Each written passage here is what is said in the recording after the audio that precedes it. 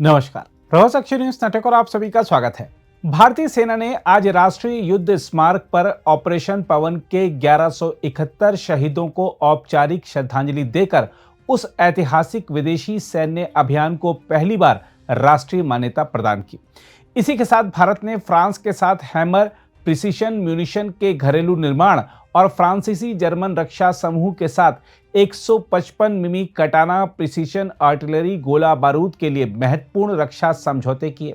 वहीं महू में आयोजित रणनीति संगोष्ठी में सेना के वरिष्ठ अधिकारियों ने स्पष्ट किया कि भविष्य के युद्ध साइबर, अंतरिक्ष, ड्रोन और एआई आधारित तकनीकों से लड़े जाएंगे और भारतीय सेना इन चुनौतियों के लिए पूरी क्षमता से तैयार है।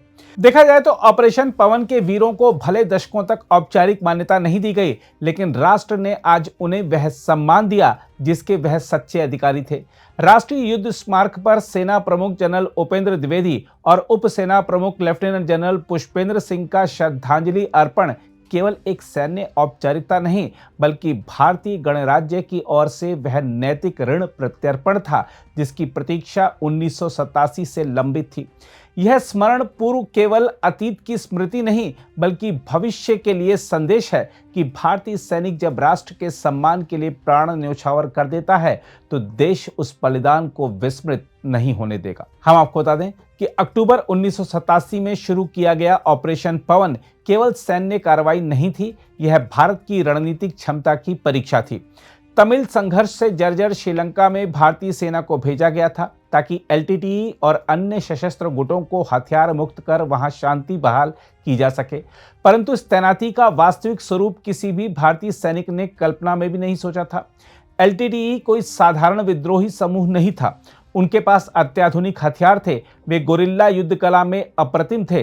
विस्फोटक बारूदी सुरंग, आत्मघाती दस्ते, उनकी रणनीति अत्यंत क्रूर और चालाक थी। श्रीलंका का भूगोल, सघन जंगल, दलदली भूमि और संकरे मार्ग युद्ध को और कठिन बनाते थे। इस अत्यंत प्रतिकूल वातावरण में भारतीय सेना ने वह किया जिसे आधुनिक गोरिल्ला युद्ध के इतिहास में सबसे कठिन ऑपरेशनों में गिना जाता है।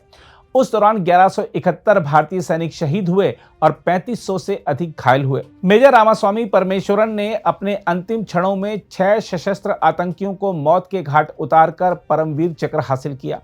98 वीर चक्र, 25 शौर्य चक्र और सैकड़ों अन्य वीरता अलंकरणों ने सिद्ध किया कि भारतीय सैनिक युद्ध क्षेत्र में किसी से कम नहीं, परंतु भारत में इस अभियान का स्मरण दशकों तक एक भूला हुआ युद्ध बनकर रह गया। आज जब सेना ने आधिकारिक रूप से ऑपरेशन पवन के वीरों को श्रद्धांजलि दी तो यह केवल सम्मान नहीं, बल्कि एक संदेश है कि कोई भारतीय सैनिक, चाहे वह सीमा पर लड़े या किसी विदेशी धरती पर, राष्ट्र कभी उसकी वीरता को भूलेगा नहीं। लेफ्टिनेंट जनरल पुष्पेंद्र सिंह स्वयं 1989 में इसी अभियान में गंभीर रूप से घायल हुए थे। उनका आज इस स्मारक पर उपस्थित होना इतिहास का वह क्षण था जिसमें एक योद्धा अपने शहीद भाइयों को सलामी दे रहा था। यह दृश्य भारतीय सेना की गौरव गाथा का अमर अध्याय बन चुका है। दूसरी ओर हैमर और कटाना समझौते की बात करें तो आपको बता दें कि भारत अब केवल रक्षा खरीदने वाला राष्ट्र नहीं, बल्कि रक्षा उत्पादन का उभरता हुआ महाशक्ति केंद्र बन रहा है। Hammer precision guided munition 70 kilometre दूर स्थित दुश्मन के बंकरों को सटीकता से नष्ट करने में सक्षम है। यह राफेल ही नहीं, बल्कि तेजस जैसे हल्के लड़ाकू विमानों में भी पूरी तरह संगत है। इसकी अत्यंत उच्च सटीकता, युद्ध में सिद्ध प्रदर्शन इसे दुश्मनों के खिलाफ सबसे मजबूत हथियार बनाते हैं। BEL सफ्रॉन IV इसके निर्माण का रास्ता भारत में खोलेगा, जिसका प्रभाव आने वाले वर्षों में वायुसेना की मारक क्षमता को कई गुना बढ़ा देगा। वहीं कटाना 155 मिमी प्रिसीशन आर्टिलरी गोला बारूद की बात करें तो यह लंबी दूरी तक लक्ष्य भेदन कर सकती है। GNSS प्लस IMU आधारित हाइब्रिड गाइडेंस से यह लैस है। इसका भविष्य का संस्करण लेजर सीकर से मैट्रिक लेवल सटीकता देगा। यह घनी आबादी वाले क्षेत्रों में सर्जिकल आर्टिलरी स्ट्राइक के लिए आदर्श है। साथ ही SMPP और KNDS का यह समझौता भारत की आत्मनिर्भर आर्टिलरी क्षमता को मजबूत करेगा, विशेषकर ऐसे समय में जब भारतीय सेना को 155 मिमी गोला बारूद की तात्कालिक आवश्यकता है। दूसरी ओर मध्य प्रदेश के महू की रणनीति संगोष्ठी में लेफ्टिनेंट जनरल शाही ने जो कहा वह केवल चेतावनी नहीं, बल्कि भविष्य की सैन्य रूपरेखा है।